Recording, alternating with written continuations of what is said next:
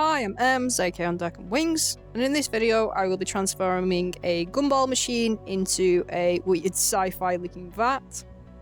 Please do like, comment and subscribe, it helps my channel and I'm really grateful for it. So as soon as I saw this mini gumball dispenser, I thought this would be quite cool for making some sort of Warhammer or Necromunda type of terrain.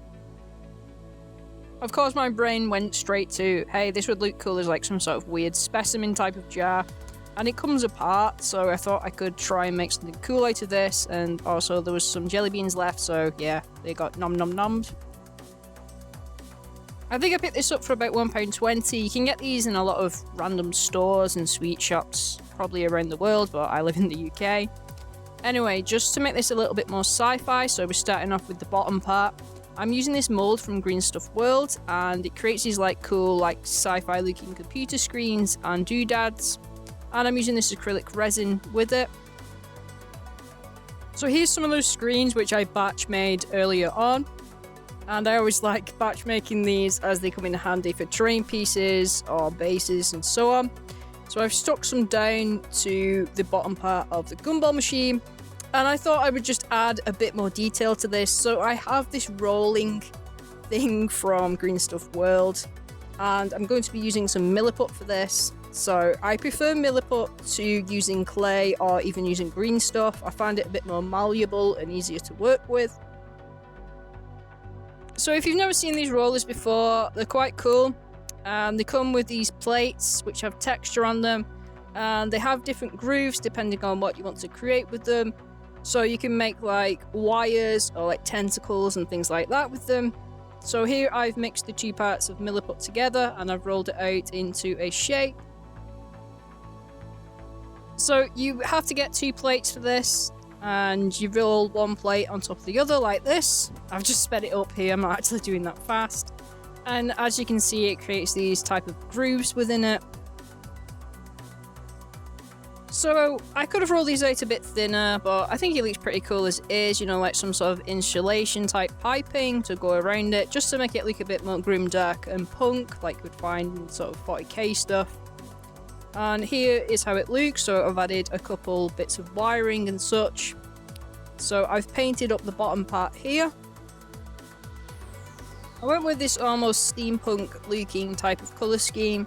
So I used this platinum crown from Two Thin Coats, and I thinned down some Black Legion contrast paint from Citadel and washed that over it. I then used a bronze from Darkstar Molten Metals, and then washed some Ryko Flesh Shade over the top of those parts. So for the computer screens, I left them black, and then I freehanded on some designs to make them look like there's some sort of alien Tyranid going to be inside it. And now moving on to the vat part here. I glued a 2p coin to the bottom. Please don't report me for defaming money with the Queen's head on it. Anyway, so I'm going to be pouring some resin into this. So I'm using 2-part epoxy resin.